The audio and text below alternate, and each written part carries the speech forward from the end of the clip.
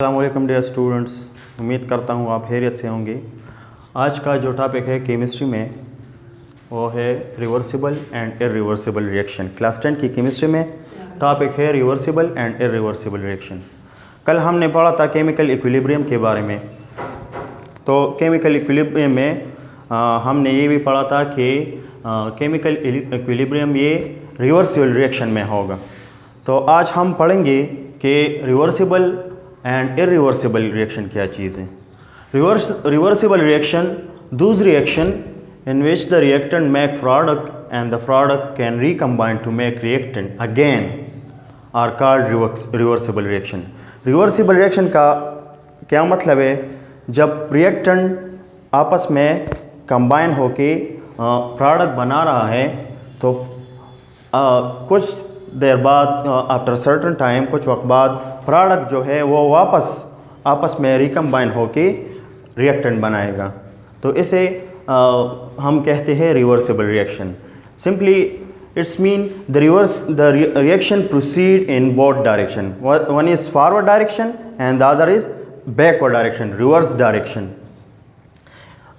Explanation, this reaction consist of two types. ये दो types पे मुश्तमिल है। One is forward reaction and the other is backward reaction. Forward reaction का क्या मतलब है? फॉरवर्ड रिएक्शन का मतलब है कि the conversion of reactant to make product. Forward reaction का मतलब है the conversion of reactant to make product. And backward reaction का क्या मतलब है? The conversion of product to make reactant. क्या मतलब है? The conversion of product to make reactant. दूसरा पॉइंट है this reaction can never goes to completion.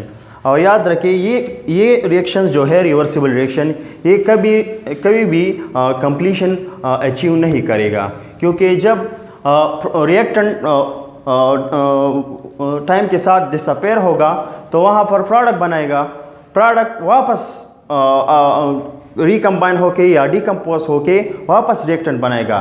तो रिएक्टेंट हमारे पास जो है वो बिल्कुल डिसअपेयर नहीं होगा या कंप्लीटली ख़त्म नहीं होगा। तो इसलिए इसकी कंप्लीशन नहीं होगी इस रिएक्शन में, रिवर्सिबल रिएक्शन में।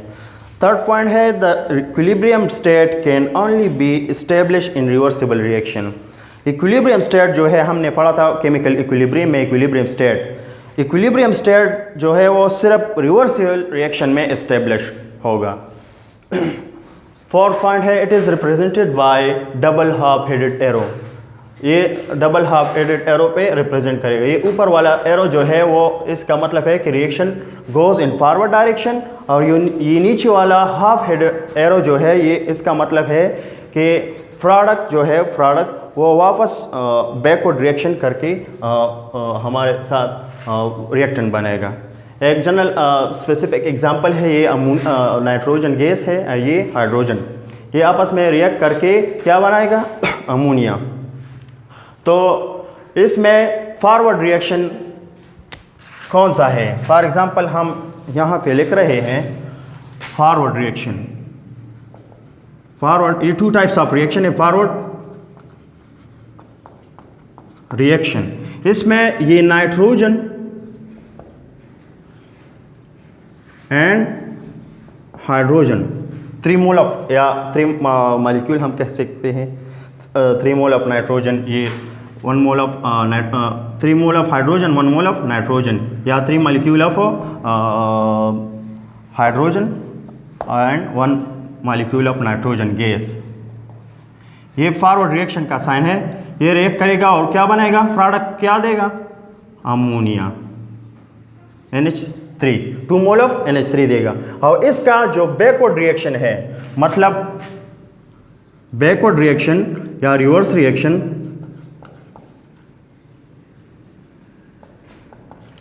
ये रिएक्शन का शॉर्ट फॉर्म है RXN। बैकवर्ड रिएक्शन का मतलब है कि ये जो अमोनिया बना हुआ है प्रोडक्ट है, ये वापस क्या रिकम्बाइन होगा या डिकम्पोज होगा और क्या देगा? वापस अगेन रिएक्टेंट बनाएगा, नाइट्रोजन प्लस हाइड्रोजन। तो इसमें जो प्रोडक्ट बन रहा है वो वापस रिकम्बाइन होके क्या देगा, रिएक्टेंट। दूसरा जो टाइप है रिएक्शन, केमिकल रिएक्शन का, वो है रिवर्सिबल रिएक्शन। इसमें this type of reaction in which reactant make product and the product do not recombine to make reactant. ये रिएक्शन, इसमें प्रोडक्ट रिएक्टेंट जो है आपस में केमिकली कंबाइन होके प्रोडक्ट बना रहा है, लेकिन प्रोडक्ट वापस रिकम्बाइन होके या डीकम्पोज होके रिएक्टेंट नहीं बनाएगा। इसका ये जिस तरह ये नेम से जाहिर है इरिवर्सिबल, मतलब ये रिवर्स रिएक्शन फिर नहीं करेगा, बस फॉरवर्ड रिएक्शन मतलब रिएक्टेंट रिकम्बाइन होके प्रोडक्ट बनाएगा। It is represented by single double headed arrow पे रिप्रेजेंट करेगा। इसका मतलब है कि रिएक्शन वन डायरेक्शन पे जा रहा है, मतलब रिएक्टेंट प्रोडक्ट बना रहा है, प्रोडक्ट वापस रिएक्टेंट नहीं बनाएगा। This reaction can achieve completion, और ये इस रिएक्शन में कंप्लीशन अचीव होगा, क्योंकि रिएक्टेंट जो है वो जितनी भी हमारे पास रिएक्टेंट है कंसंट्रेशन इसका, तो वो सिर्फ आपस में कंबाइन होके प्रोडक्ट बनाएगा, तो रिएक्टेंट का कंसंट्रेशन ग्रेजुअली डिक्रीज होगा और प्रोडक्ट का कंसंट्रेशन जो है वो भी ग्रेजुअली इंक्रीज करेगा। तो इसमें रिवर्सिबल रिएक्शन की चांसेस नहीं है, तो प्रोडक्ट जो है वो 100% कम्प्लीटली डिसअपेयर होगा, मतलब 100% ये आपस में कंबाइन होकर प्रोडक्ट बनाएगा। तो ये this reaction can achieve completion, ये रिएक्शन कंप्लीट होगा। All reactant consume to make product, इसका मतलब है कि ऑल रिएक्टेंट जो है वो कंज्यूम आपस में रिएक्ट होके वो कंज्यूम होगा और क्या बनाएगा, प्रोडक्ट बनाएगा। इसके एग्जांपल जो है वो मैग्नीशियम एंड HCl। मैग्नीशियम के जो पीसेस है वो आप HCl में डाल दें तो इसमें ये रिएक्शन स्टार्ट करेगा और हाइड्रोजन गैस एफर्वेसेंस करेगा, बबल्स के थ्रू ये एस्केप होगा और क्या बनाएगा, मैग्नीशियम क्लोराइड। तो मैग्नीशियम क्लोराइड और फिर हाइड्रोजन वो आपस में रिएक्शन नहीं करेगा। This condition is not favourable to make again magnesium and hydrogen chloride. और ये दूसरा एग्जांपल जो है वो है मीथेन एंड गैस है। ये बर्न करता है किसके थ्रू, ऑक्सीजन के ज़रिए, ऑक्सीजन के मदद से। तो methane react with oxygen to make carbon dioxide and water.